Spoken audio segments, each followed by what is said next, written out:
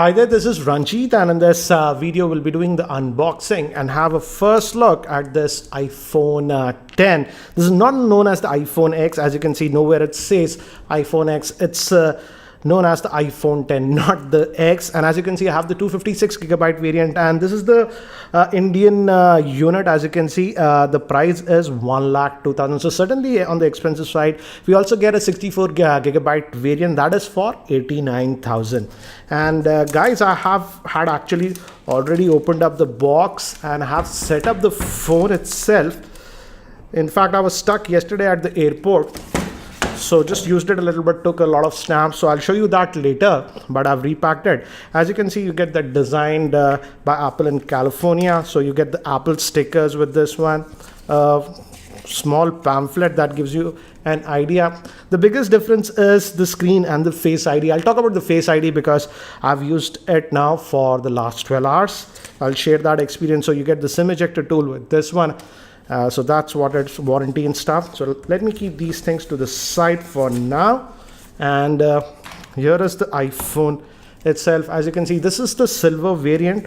We get this in only two colors, space gray and this silver variant. In fact, the iPhone 8 Plus I had in the space gray variant, so I thought, why not try this one? As you can see, if you notice, this feels a lot smaller, though this one is having a 5.8 inch screen.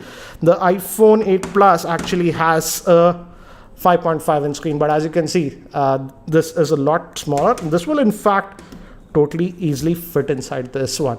In fact, it is slightly bigger than the regular iPhone 8. So that's what is regarding the size. And regarding the accessories, this is very similar to earlier iPhones. We get a charger. Sadly, this is not a quick charger, though the phone supports quick charging. This is just a normal charger that we are getting. And we get the ear pods, and we also get the Lightning to 3.5mm connector because we don't have a headphone jack even on this one. And we also get the Lightning cable. So in terms of accessories, we are not getting anything special with this iPhone X. It's the same as the iPhone 8 or the 8 Plus. So let me keep this to the side and let's bring this. And as you can see, it's just the screen. We don't have any physical buttons because Apple is utilizing Face ID, and I'll show you that. But here, as you can see, the silver variant has the stainless trim. Even the space gray is stainless steel, but that is in a darker color. So if you want the stainless steel finish, the silver one has it. From the front, both of them are black, as you can see. And here we have the volume rocker. Here your SIM tray, again, single nano SIM. Bottom we have the speaker vent and the Lightning connector, and we have the volume rockers over here and the notification toggle. Again, like the iPhone 8 or the 8 Plus, even the earpiece acts as a speaker, so it gives that stereo effect. So one thing you'll notice is that the power button is a lot bigger on this one.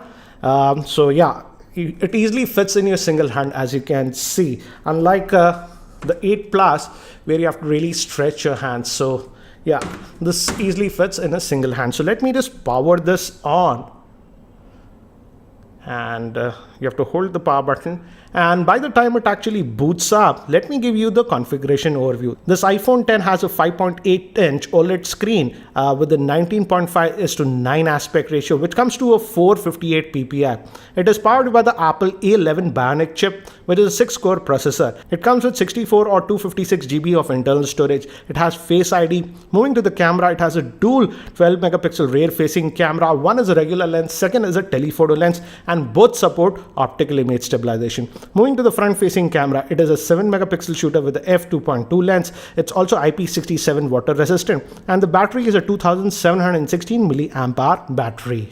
So this is the iPhone 10. Again, as you can see, it's very similar in layout to the regular one, but again, we don't have any home buttons. And to navigate, for example, let's open up Twitter, and you see this notch over here. This has the Face ID stuff, that the IR sensors which make it work. So you get this notch, and yeah, it feels a little bit distracting initially, but after a couple of hours, I almost forgot about it. And another thing is that not all apps actually take use of this full, screen size. Apple is still updating. Developers have to update their apps. For example, if I go to my mail app, as you can see, we have those up and down notches. So that is something that you have to note. Again, that will be solved later on, but most of the Apple apps, as you can see, it's fully there like this. So again, to go back to the home screen, you just swipe like this, it goes back. And you might ask, what about the multitasking? For example, let's say we open this setting and stuff, and for multitasking, actually you just hold it like this and you get to the multitasking tray like this.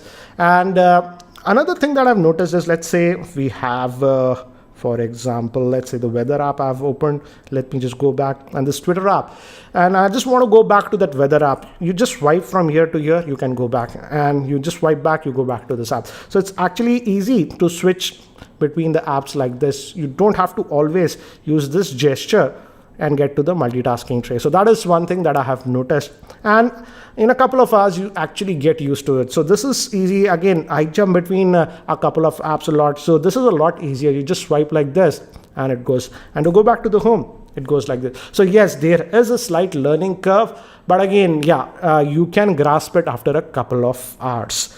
And the biggest thing about this is the Face ID. And I tested this one for almost 12 hours, and it actually works even in pitch darkness. For example, this is switched off, and if you just raise your phone, it actually comes like this, and it unlocks like this. And by default, it does not. You have to swipe this to unlock. So if you just look at the phone, it won't unlock. And another thing is that if your eyes are actually closed, it won't work. For example, let's test that. I'll just keep my eyes closed, and let me open it now. So only after I open my eyes, it unlocks. I'll again do a different video regarding Face ID if you guys want, in different scenarios. But even in pitch dark, actually it works. I have to really test how well it works in bright outdoor sunlight conditions. That is the thing that I didn't test. But the Face ID actually works, and this gesture is nice. You don't have to press this power button. You just pull it up, and as you can see, it unlocked. So that works. Let's also look at some of the settings, and if you go to the settings, and let's look at the display. Again, the display actually is really good on this one, so you don't have to worry about that one. And as you can see, the display is really good. It's a OLED screen, and it also has that True Tone option, and you can enable or disable. By default, it is enabled, but if you enable it, and sometimes in indoor lighting conditions, the screen tends to get a little bit on the yellowish side, because that's easier on your eyes. So that is also a toggle over here. And regarding the storage, if you go to general storage, this is the 256 gigabyte variant, and out of that 256, you roughly get about 245 GB. So that is another thing you have to note, because if you are a very heavy user, yeah, the 64 GB variant is there, but that might not be enough. And regarding camera now, even the telephoto lens, that's the 2x zoom, is having optical image stabilization, and the aperture is 2.4, whereas on the iPhone 8 Plus, the telephoto lens simply did not have any optical image stabilization, and it had an aperture of 2.8. So this lets in slightly more light.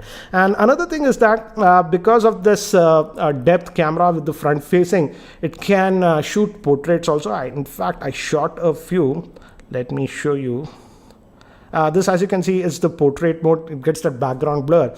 And if you click on this and edit, you can change. If you go over here, this is the portrait, natural lighting. This is the portrait light, studio lighting, contour lighting, and stage lighting, and other effects. So this was only possible with the rear facing camera, but now this is even possible with the front facing camera. And the camera interface again hasn't changed. If you see, it's almost the same.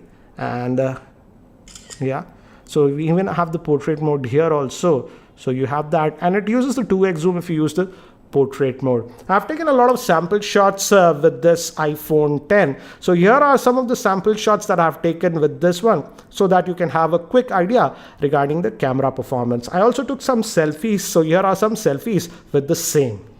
So what do you think about the iPhone 10 And yeah, I will be comparing it with some other phones also. For example, particularly the camera performance with this Pixel 2 XL, because the camera performance on this Pixel 2 XL is actually very good. And I'll be posting my review in about 2 odd weeks or so. But I know quite a few of you might be having a lot of questions regarding this iPhone 10. So do post your questions in the comment section below, and I'll try to post a FAQ video in the next 2-3 days. And if you're still not subscribed to my YouTube channel, hit that subscribe button. Thanks for watching. This is Ranjit, and I hope to see you in my next video.